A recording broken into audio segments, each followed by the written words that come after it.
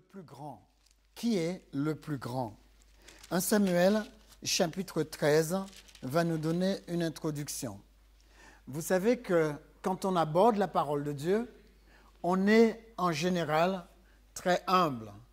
Mais ce qui risque de se passer souvent, c'est que cela peut nous donner une grosse tête. Alors, nous allons voir ce matin un homme qui s'appelle Saül. Il était très simple au début de sa vie. Tellement simple que quand on recherchait Saül, il était caché parmi les bagages. Et la parole nous dit, 1 Samuel chapitre 13, si vous le lisez, on nous dit, Saül choisit, au verset 2, Saül choisit 3000 hommes d'Israël, 2000 étaient avec lui à Micmac, sous la montagne de Béthel. Et donc il renvoya le reste du peuple, chacun dans sa tente. Saül est fort, Saül est en face des Philistins, et il se rend compte que les choses ont changé. Au verset 5, on nous dit, les Philistins s'assemblèrent pour combattre Israël. Ils avaient 1000 chars, 6000 cavaliers, et ce peuple était innombrable comme le sable de la mer. Qu'est-ce que vous pensez qui s'est passé à l'intérieur de Saül? Jusqu'à maintenant, Saül est brave, il est fort. Qu'est-ce qui s'est passé à l'intérieur de Saül quand il a vu autant de Philistins? Regardez la suite. Les hommes d'Israël se virent tout de suite à l'extrémité. Ils ont vu leurs limites. Et on dit, car ils étaient serrés de près. Et ils s'enfuirent. Ils se cachèrent dans les cavernes, dans les buissons, dans les rochers, dans les tours et dans les citernes. Regardez le peuple d'Israël. On pourrait dire, peuple Israël en déroute. D'accord? Israël est en déroute. D'accord? Et ici, on nous dit, il y eut même au verset 7 des Hébreux qui passèrent le Jourdain pour aller à Gad et à Galad. C'est-à-dire, ils ont traversé, ils sont en train de fuir. Ils sont en train de s'éloigner de la zone de combat. Saül était encore à Gilgal et tout le peuple qui se trouvait auprès de lui tremblait. Les amis, réfléchissez, mettez ça à notre niveau. Ce sont des gens qui croient en Dieu et qui tremblent de la tête aux pieds. D'accord? Regardez la suite. Pourtant, Dieu leur a fait des promesses. Ils ont vu Dieu les délivrer du désert. Ils ont vu Dieu les délivrer devant les Égyptiens. Et maintenant, ils tremblent. Saül attendit en 7 jours, selon le terme fixé par Samuel. Parce que Samuel, le prophète, lui a dit, je vais arriver. Mais Samuel n'arrivait pas à Gilgal et le peuple se dispersait loin de Saül. Alors Saül dit, amenez-moi l'holocauste et les sacrifices d'action de grâce, et il offrit l'holocauste. Voilà ma première question. Est-ce que Saül avait le droit de faire ça? Qu'est-ce qui offrait des holocaustes? Les sacrificateurs. Ce sont ces hommes qui offraient des sacrifices d'action de grâce. Comme il achevait d'offrir l'holocauste, voici Samuel arriva, et Saül sortit au-devant de lui pour le saluer. Écoutez ce qui va se passer. Samuel dit, qu'as-tu fait? Samuel sait tout de suite ce qui s'est passé. Saül répondit, lorsque j'ai vu que le peuple se dispersait loin de moi et que tu n'arrivais pas au terme fixé et que les Philistins étaient assemblés à Micmac, je me suis dit, les Philistins vont descendre contre moi à Gilgal et je n'ai pas imploré l'Éternel. C'est alors que je me suis fait violence et que j'ai offert l'holocauste. Écoutez bien ce qu'il y a dans le passage.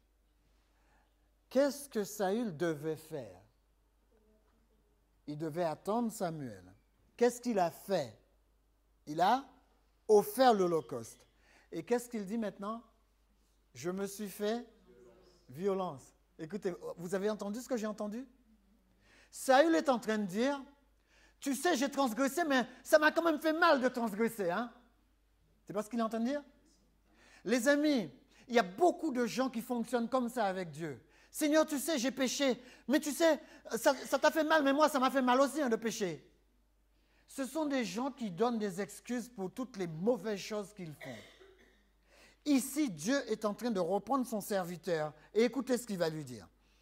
Samuel dit à Saül, tu agis en insensé. Le mot ici, c'est être dépourvu de sens, d'être dépourvu du bon sens. Il y a des gens qui agissent avec Dieu de sorte qu'ils sont dépourvus de bon sens. Ou encore, la traduction de ce mot, ce n'est pas insensé, c'est fou. D'accord? Quand vous transgressez la parole de Dieu, vous êtes fou. Quand vous transgressez la parole de Dieu, vous êtes dépourvu de sens. quand vous transgressez la parole de Dieu, vous êtes dingue. Vous savez pourquoi? Que vous apporte la transgression de la parole de Dieu? Qui est-ce qui a déjà transgressé pour être beaucoup mieux dans sa peau? Qui est-ce qui a déjà transgressé pour que ce soit le pied? Écoute, j'ai transgressé, maintenant je plane. Qui a déjà transgressé pour que ça lui fasse pas mal? Moi, une fois, quelqu'un m'a dit, « Oh, mais Lambert, tu dis tes affaires, mais dans le péché, il peut aussi... » J'ai même entendu un pasteur dire ça une fois dans une prédication. Il a dit, « Ah, mais dans le péché, il y a beaucoup de jouissance. » Qui a déjà joui en péchant? Les amis, si le péché vous fait jouir, c'est que vous êtes complètement dépourvu de sens. Parce que vous savez comment est le péché?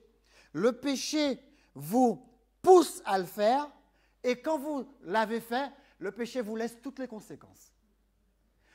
J'ai jamais vu un péché dire, maintenant que tu m'as fait, écoute, va voir le Seigneur, dis-lui que moi le péché, je porte toutes les conséquences. Allez-y, vous avez déjà vu ça écrit quelque part? Jamais. Vous péchez, vous portez les conséquences. De toute façon, je vais vous dire quelque chose. Le péché est contre votre succès. Moi, l'autre jour, j'ai reçu un texto, une personne qui me dit, Lambert, écoute, je voudrais te voir, je voudrais que tu partages avec moi tout le bonheur que tu partages avec ta famille. Vous avez vu, il y a des gens qui s'assoient et qui inventent des mauvais textos. Ça, c'est un mauvais texto. Comment est-ce que quelqu'un peut me demander de partager avec lui le bonheur que j'ai avec ma femme? Les amis, et ce sont des gens qui prient. Bon, je ne sais pas si elle a prié avant d'envoyer ce texto. En général, on ne prie pas quand on lance ces genres de textos. C'est pour vous montrer qu'il y a des gens qui peuvent faire n'importe quoi. J'ai reçu une fois un email. La personne me dit, Lambert, écoutez, je suis sûr que vous recevez ces mêmes genres d'emails. La personne me dit, Pasteur Lambert, je voudrais que vous me téléphoniez, j'ai vraiment mal au cœur. Alors moi, je téléphone, croyant que son mal de cœur, c'est parce que ça ne va pas avec son conjoint. Mais elle me dit, la seule personne qui peut régler mon mal de cœur, c'est toi. J'ai dit, bon, alors si je vais prier et ça va être réglé. Ah non, c'est pas comme ça. Les amis, arrêtez avec ces textos, arrêtez avec ces mails. Ça prouve une chose, c'est que vous croyez, il y a des gens qui croient qu'ils sont capables de pécher et d'en jouir et ensuite d'aller se présenter et dire « Oh, mais tu sais, j'ai fait ça, mais qu'est-ce que je me suis fait mal ?» Mais non, le péché vous fait mal et le péché vous laisse ses conséquences. Il faut que nous les hommes, nous les femmes, nous soyons assez forts pour savoir que ce n'est pas comme ça que nous allons atteindre notre destinée. Vous savez comment Saül a terminé? Avec son attitude, vous savez comment il a terminé? Un jour, il était sous le champ de bataille et il a demandé avec instance à un de ses serviteurs de tenir son épée pour qu'il se jette dessus. Le serviteur a dit négatif. Alors lui, il a placé son épée et il s'est jeté lui-même dessus. Vous savez, quand vous commencez avec le péché, ce qu'il y a avec le péché, c'est que le péché, c'est une super caresse. Même s'il laisse des conséquences désastreuses. Mais après, le péché va vous avoir en chemin. Le titre de ma prédication, c'est « Comment être le plus grand ?» Comment être le plus grand? Certaines personnes pourront dire « Ah ouais, mais Lambert, il a la grosse tête. » Non, c'est Jésus qui le dit. Comment être le plus grand? D'accord? Qui parmi nous est le plus grand? Je vais vous le montrer. Tournons. Je vous pourrais prendre 2 Chroniques 26, versets 16 à 20 à la maison. C'est la même chose qui est arrivée à Osias. Osias s'est trouvé assez gonflé pour rentrer dans le sanctuaire et aller offrir l'Holocauste. Et quand il y a des gens qui étaient courageux, les sacrificateurs sont venus le voir avec quelques hommes courageux, lui ont dit « Tu n'as pas le droit de faire ça, Osias. » Osias a pointé le doigt vers ces gens-là pour les menacer. Et à ce moment-là, Dieu a déclenché la lèpre sur Osias. Vous lirez ça dans 2 Chroniques 26, versets 16 à 20. Je vous laisse lire à la maison. Prenons un des textes qui était tout proche du texte de ce matin, Éphésiens 6, verset 59. J'ai envie de vous montrer quelle est la plus grande personne, et pour ça, il me faut quelques paramètres. Éphésiens 6, verset 59. Voilà ce qu'il est dit. Il a dit « Serviteurs, obéissez à vos maîtres selon la chair, avec crainte et tremblement, dans la simplicité de votre cœur, comme si vous obéissez à Christ. Les amis, prenons ça en version moderne. Ouvriers, obéissez à vos parents, obéissez à vos patrons, comme si vous obéissiez à Christ. Les amis, quand vous êtes employé quelque part et qu'on vous donne une tâche à faire, la seule chose qui peut vous emmener à une promotion, c'est de faire pas seulement ce qu'on vous demande de faire, mais comme Joseph. Qu'est-ce que Joseph faisait? Plus que ce qu'on lui demandait à faire. Un jour, j'étais dans une entreprise et on devait régler des dossiers. Et je me suis dit un jour, je suis entré dans cette boîte, je suis au même niveau que tout le monde, comment je peux faire pour passer à l'autre niveau? J'ai dit, je vais venir ici à 9h et de 9h à 17h, au lieu de discuter avec des gens et parler comme j'ai l'habitude de faire, parce que tout le monde dans la boîte, on fait que se parler les uns des autres, et on vole le patron en fin de compte, parce qu'on n'est pas payé pour parler, on est payé pour bosser. Alors, je me suis mis à travailler. Les amis, à cette époque, je faisais 40 dossiers par jour. Je suis monté à 70 dossiers par jour. Vous savez ce qui m'est arrivé à la fin de l'année? On m'a sorti du bureau où j'étais. On m'a mis dans un bureau. Vous savez, le bureau où on dit aux gens ce qu'ils doivent faire. On m'a ramené dans un bureau où je devais dire aux autres comment il fallait travailler. Et vous savez ce qui s'est passé à la fin du mois? J'étais étonné parce que mon salaire avait pris 20%. C'est beau ça, hein? C'est beau ça. Je me suis dit, waouh, maintenant, je vais dans ce bureau travailler 2 fois plus. Et j'ai commencé à travailler 2 fois plus. Et un jour, j'étais dans un bureau, il n'y avait personne. J'étais tout seul. J'étais responsable de tout le parc informatique. C'était les débuts de l'informatique. Les amis, travaillez. Mais vous travaillez pour... Soyez de bons ouvriers. Allez le plus loin possible. C'est en servant les gens que vous commandez les gens. Les amis, le plus grand, c'est celui qui sert. Le plus grand, c'est celui qui sert. Bon, j'avance. Alors, faites tout ce que vous faites, faites-le pour la gloire de Dieu. Où est-ce que j'étais? Alors, Jean 3, verset 16, quand vous faites des choses pour la gloire de Dieu, Jean 3 nous dit, vous ne pouvez pas les faire si vous n'aimez pas les gens. Si vous voulez servir les gens, aimez-les. Et je vais même vous dire quelque chose. J'ai essayé ça avec mes voisins. Je vais les voir et je les rends service. Je vais les voir et je les rends service. Vous voulez que je vous parle d'expérience avec mes voisins? Les amis, dans toute ma cour, j'ai un voisin qui m'en veut à mort. Alors, pour pouvoir contrecarrer tout ce qu'il fait, je me suis dit, je vais servir les autres voisins qui ne me veulent pas à mort afin de les gagner. Chaque fois que ces voisins viennent me parler de ce monsieur de manière négative, parce qu'il empoisonne le coin, je leur dis, non, ne parlez pas de ça. Il est très gentil, seulement quelque part, il est un petit peu obtus, mais il est très gentil. Il faut prophétiser. Ce n'est pas qu'il soit déjà devenu gentil, mais je prophétise pour qu'il devienne gentil. D'accord? Et les voisins, petit à petit, ont commencé à m'appeler pour faire ceci avec eux. Il y a une dame qui m'appelle et me dit, Monsieur l'homme, est-ce que vous pouvez me donner un coup de main pour... Je dis, mais écoutez, je vais venir le faire pour vous. Je rends service aux voisins. Je leur rends service. Les amis, rendre service, vous allez grandir. C'est comme ça que ça marche. Rendez service. Aimez les gens et rendez leur service, vous grandirez. La première chose, c'est donc aimer. La deuxième, c'est aimer. La troisième, c'est aimer. La quatrième, c'est aimer. La cinquième, c'est aimer. Aimer, quel que soit l'endroit où vous êtes. Aimer sans retenue. Jean 3, verset 31. Si vous voulez croître en Dieu, voilà ce que Jésus dit. Si vous voulez croître en Dieu, Jean 3, verset 31. Allez, on va le prendre ensemble. Jean 3, verset 31. Il nous dit, si vous ne l'avez pas, je le lis pour vous. Il nous dit, celui qui vient d'en haut est au-dessus de tous. Celui qui est de la terre, et il parle comme étant de la terre. Celui qui vient du ciel est au-dessus de tous. D'accord? Celui qui vient du ciel a rendu témoignage, et personne ne reçoit ton témoignage. Celui qui a reçu son témoignage a certifié que Dieu est vrai. Car celui que Dieu a envoyé dit les paroles de Dieu. Parce que Dieu ne lui donne pas l'esprit avec mesure. Vous avez compris? Arrêtez de parler vos paroles si vous voulez être des serviteurs. Vous n'avez le droit que de parler les paroles de Dieu. C'est beau ça, hein? C'est ce qui va vous permettre de croître en Dieu. Vous allez grandir en Dieu et vous allez grandir dans la vie. Si vous dites, à partir de maintenant, j'arrête avec mes paroles parce que mes paroles ne m'ont pas amené là où je voulais. Je vais remplacer toutes mes paroles par la parole de Dieu. Vous savez quoi?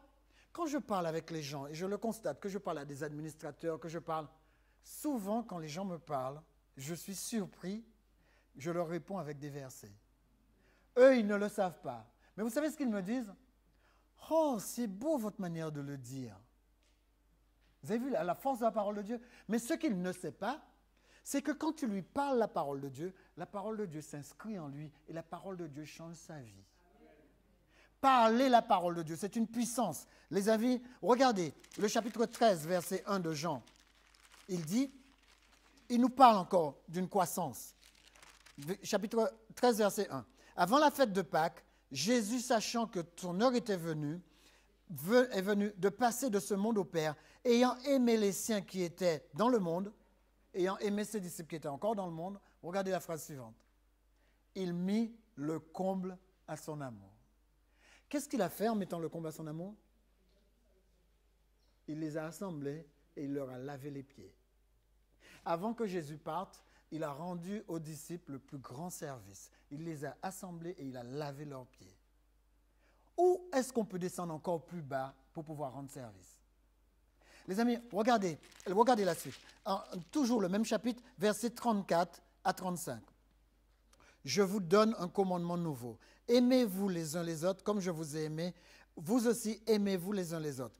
À ceci, tous connaîtront que vous êtes mes disciples si vous avez de l'amour les uns pour les autres. En clair, ça signifie quoi?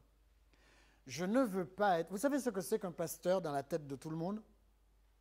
Un pasteur, c'est une personne qui va venir distiller la bonne parole et ensuite, il va essayer de guider les gens dans une orientation quelconque qui concerne leur spiritualité. OK? Mais un pasteur aussi, c'est quelqu'un qui va beaucoup visiter les malades. Il va passer toute sa vie à faire ça.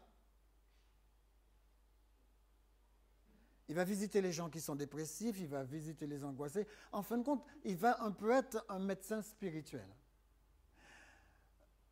Vous êtes tous en train de me regarder, ne vous attendez pas à ça de moi. Je suis un pasteur différent. Mon ministère, ce n'est pas ça. J'ai déjà donné pendant 15 ans. Mon ministère, c'est de vous donner des outils pour que vous soyez les meilleures personnes dans cette société. D'accord? Les outils que je vous donne, si vous les mettez en application, vous allez changer là où vous êtes. Vous allez changer votre environnement. Moi, je veux que les gens comprennent que Dieu m'a envoyé du ciel uniquement pour une chose, booster votre vie spirituelle. Quand il sera boosté, tout le reste va être boosté. Je vais vous dire un secret. Vous avez des problèmes quelque part dans la vie? Les amis, soyez forts, ayez une foi audacieuse. Rien ne résiste à la foi. Ce que Janie vous a dit ce matin, je ne le répète pas, mais c'est une réalité. Rien ne résiste à votre foi. Si vous ne me croyez pas, rentrez chez vous et méditez. 1 Jean 5, verset 4. Quand vous avez la foi, vous avez la victoire. Votre foi triomphe du monde entier. Votre foi triomphe des examens qu'il y a dans ce monde. Votre foi triomphe des écoles qui vous empêchent d'entrer dans ce monde. Votre foi triomphe des patrons qui vous cassent les pieds. Votre foi triomphe, je ne sais pas moi, d'une maladie qui veut raccourcir votre séjour sur cette planète.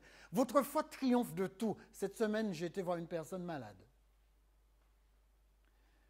Cette personne a failli mourir 3 fois. Et je lui ai dit, écoute, tu sais, j'ai de l'affection pour toi. Parce que tu es courageuse.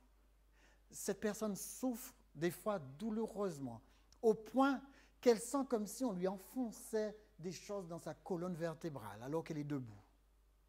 Les amis, il y a des souffrances que moi je sais que je ne supporterai pas. Cette personne les supporte. Cette personne m'a dit que dans sa dernière crise, elle a demandé à Dieu de l'endormir. Quand j'ai vu son petit garçon de 2 ans, je me suis dit non. C'est quoi ça? J'ai dit, qui est votre pasteur? Elle m'a dit, je ne vous dis pas. J'ai dit, votre pasteur, c'est ça? Elle me dit, oui. Ils ont fait quoi? Qui est-ce qui s'est mobilisé? Qui s'est mobilisé pour ça? Elle me dit, oh mais ils ont prié pour moi. Les amis, qu'est-ce que la Bible dit? Il y a des choses qui il y a des choses qui ne partent pas sans sacrifice. Il y a des choses qui ne partent pas sans sacrifice. Je lui ai dit, écoute, je ne vous connais pas, mais je vois votre courage. Et vous savez quoi, je vous aime déjà. Chaque semaine, je vais venir vous voir. On va prendre un moment exceptionnel de prière. Je vais lutter contre cette maladie jusqu'à ce que je le chasse au nom du Christ. Les amis, il y a des choses qu'il faut prendre à bras-le-corps. Ce n'est pas une question de 5 minutes. Il y a des endroits où il faut s'arrêter pour mener un vrai combat. Et il faut que le groupe soit mobilisé pour que la chose s'arrête. Vous savez quoi? Ne vous étonnez pas, ce n'est pas de la prétention. Vous avez la foi, vous êtes les plus forts. Mais si vous ne vous dites pas, j'accepte la force que Dieu m'a donnée, et maintenant, pour Romains 8, verset 37, je suis plus que vainqueur. Je suis plus que vainqueur. C'est-à-dire, je ne gagne pas à 100%, je gagne à 101% minimum. Les amis, je ne mène aucun combat pour perdre. Vous avez entendu? C'est comme ça que votre foi doit être. C'est-à-dire, moi, je suis un enfant de Dieu. Je ne perds aucun combat. Si le combat est difficile, restez là. Rappelez-vous, si la prophétie tarde, écrivez-la. Si elle tarde, attendez-la. Les amis, vous gagnerez parce qu'elle s'accomplira sûrement. Elle s'accomplira sûrement. Vous devez être puissant. Vous devez être dans une société où vous êtes puissant. Si demain, je vous quitte, soit par un accident, si demain je vous quitte, quel que soit l'endroit où vous êtes, vous devez être puissant et continuer ce que vous savez. Il faut que vous soyez puissant. Il faut mettre l'accent sur la puissance de Dieu parce que vous êtes serviteur de Dieu. Si vous servez réellement Dieu, vous êtes les plus grands. C'est la raison pour laquelle on va se cantonner à ceci. Éphésiens 2, maintenant je ne lirai plus les textes, lisez-les à la maison. Éphésiens 2, verset 19, vous êtes plus serviteurs. C'est vrai, la Bible dit, vous êtes fils de Dieu. Mais il n'y a pas de fils de Dieu qui ne servent pas.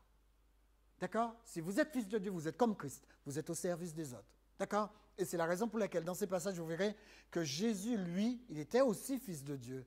Mais la première règle qu'il avait pour être fils de Dieu, c'était servir. Depuis que Christ est mort, Christ a dit en chapitre 15 de Jean, « Je ne vous appelle plus serviteur, parce que le serviteur ne sait pas ce que fait son maître.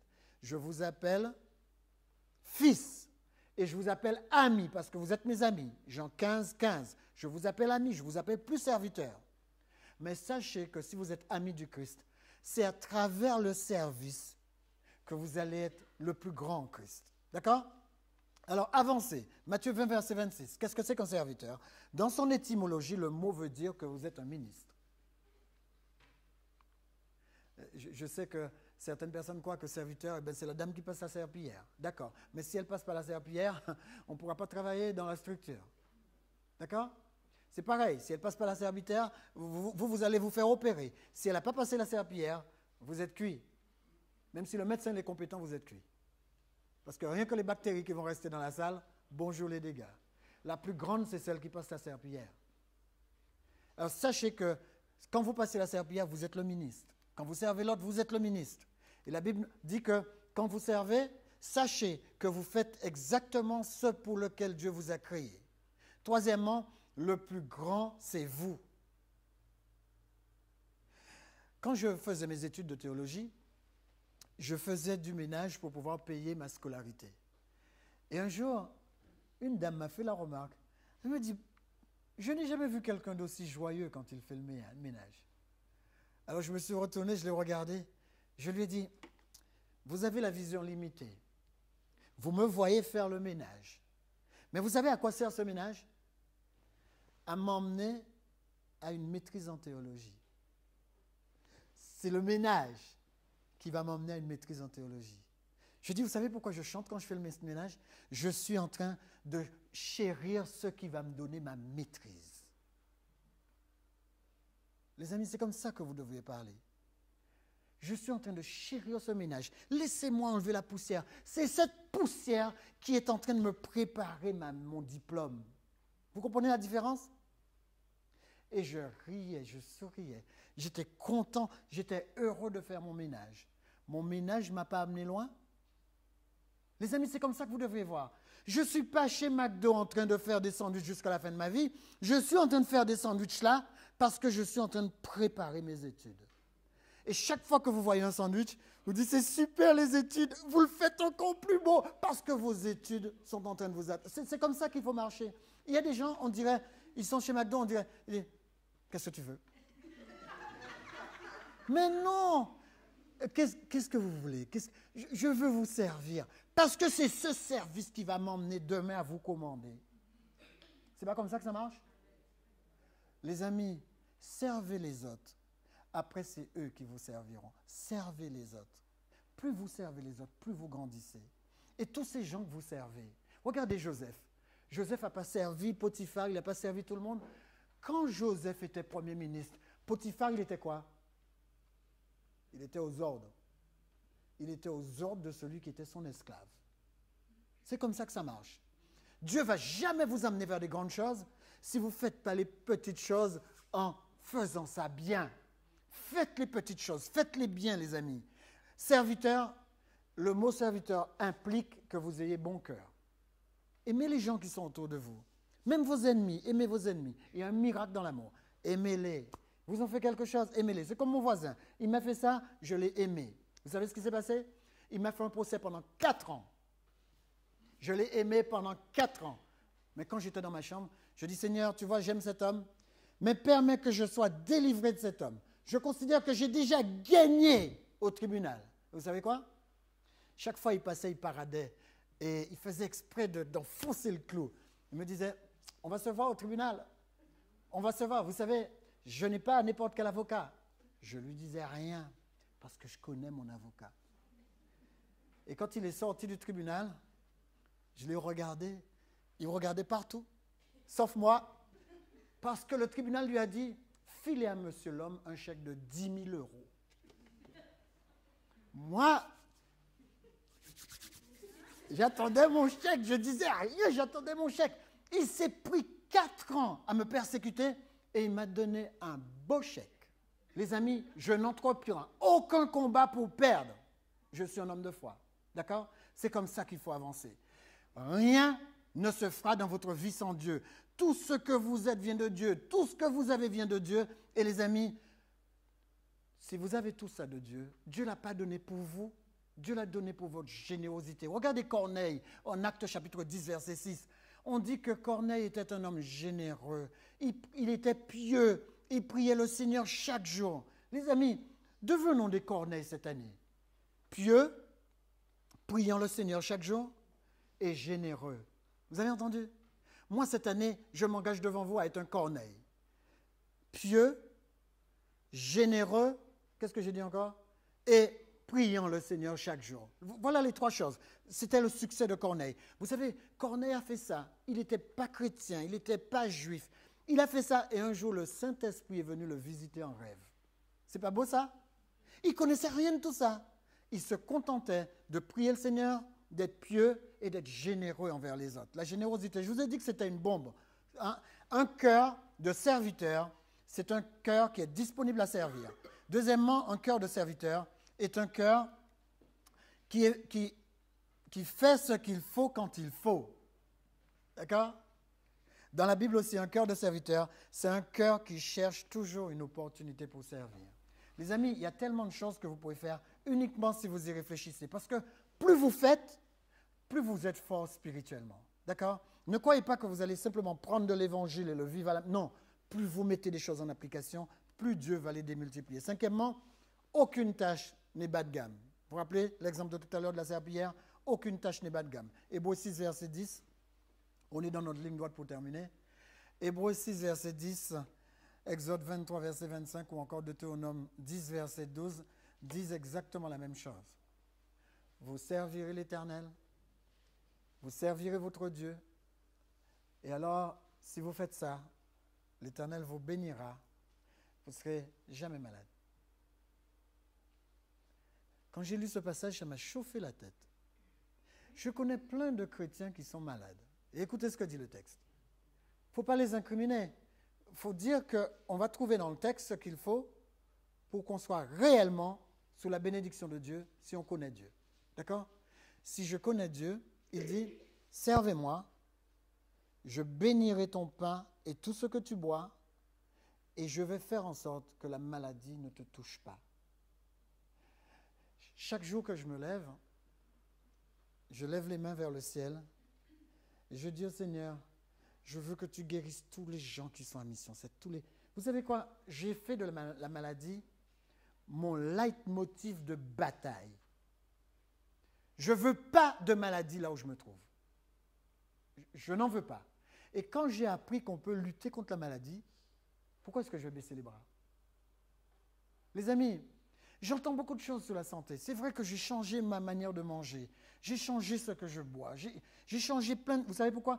Je veux de la santé. Je veux vivre 110 ans. Pourquoi est-ce que je vais me calmer? C'est possible ou c'est pas possible? Les amis, Adam, 369 ans, la classe.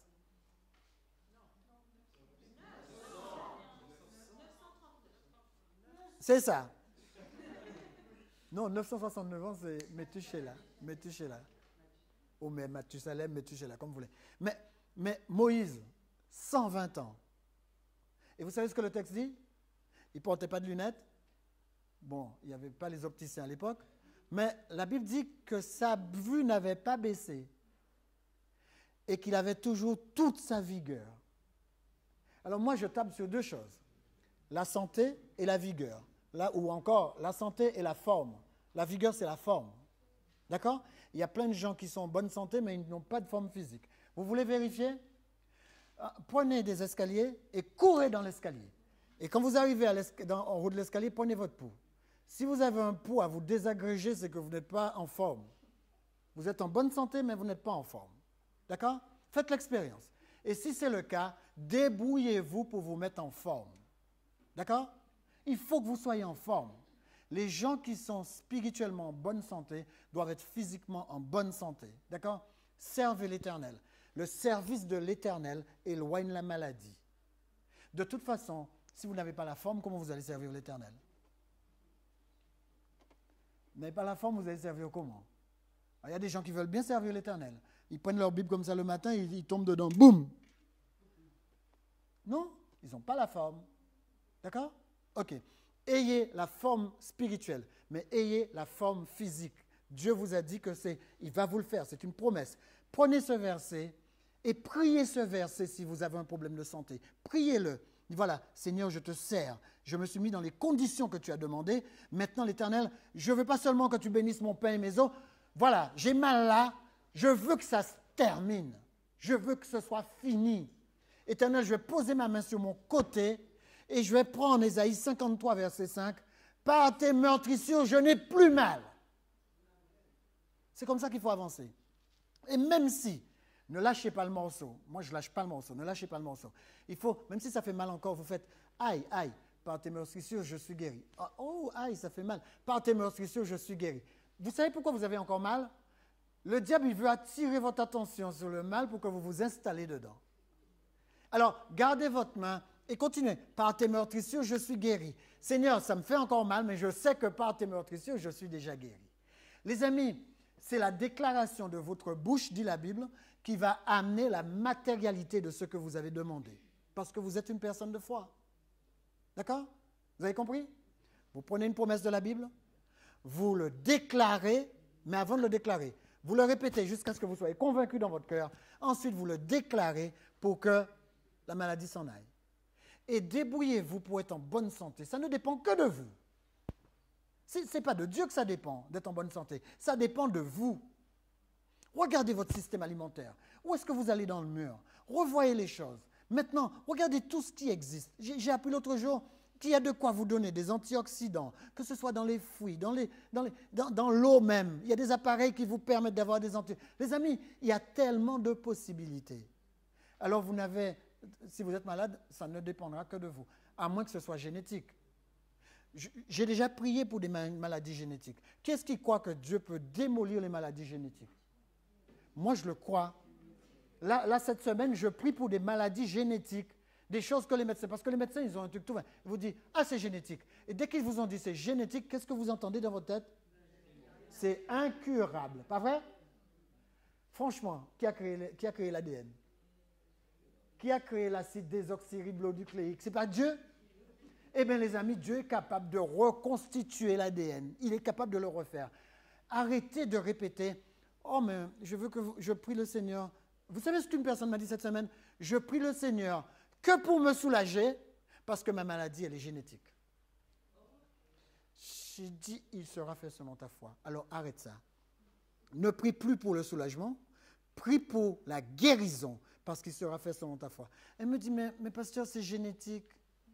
Oh, mais les médecins sont plus forts que la parole de Dieu, c'est quoi ça? Les médecins ont programmé la fille pour que la fille regarde la parole de Dieu et qu'elle croit que parce que c'est génétique, Dieu ne peut rien contre ça. Non, c'est terminé. Moi, je ne veux plus entendre les mots des gens. Je veux savoir une seule chose. J'ôterai la maladie du milieu de toi.